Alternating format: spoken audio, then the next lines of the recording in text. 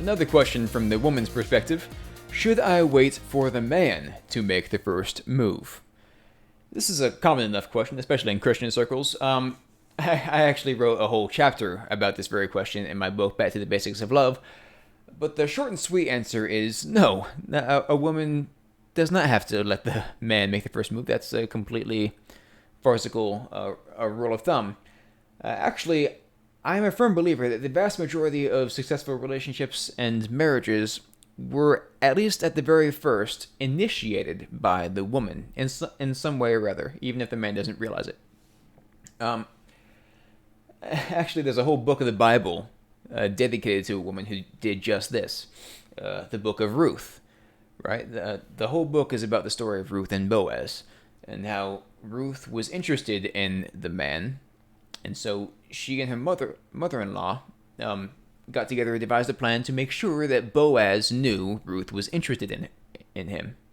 Right? It's a beautiful story, but yeah, I mean, if she had left it up to Boaz to make the first move, she probably never would have gotten together with him.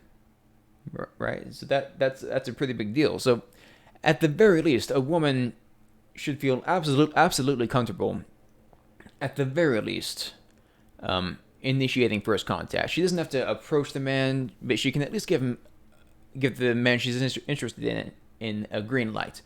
Look his way, smile at him, bat her eyelashes, look a bit flirtatious, blink at him in Morse code if you have to. Just some kind of signal that lets the man know, hey, I'm interested. Maybe you should come talk to me. Well, maybe you should do something about this. In my wife and I's case, my wife was the first one to.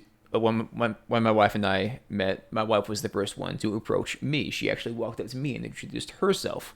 And thank goodness, because at that time I was a bit of a wuss. But no, but I 100% believe that a woman can and oftentimes should initiate first contact. Again, you don't have to be a she player or anything, but at the very least, you can be flirtatious with the man you're interested in. You don't have to flirt with everybody. You can most certainly send the man you're interested in subtle signals at a minimum.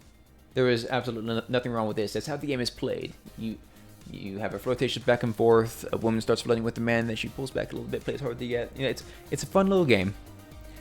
But absolutely, a woman should feel 100% comfortable and even encouraged biblically to make the first move in one manner or another.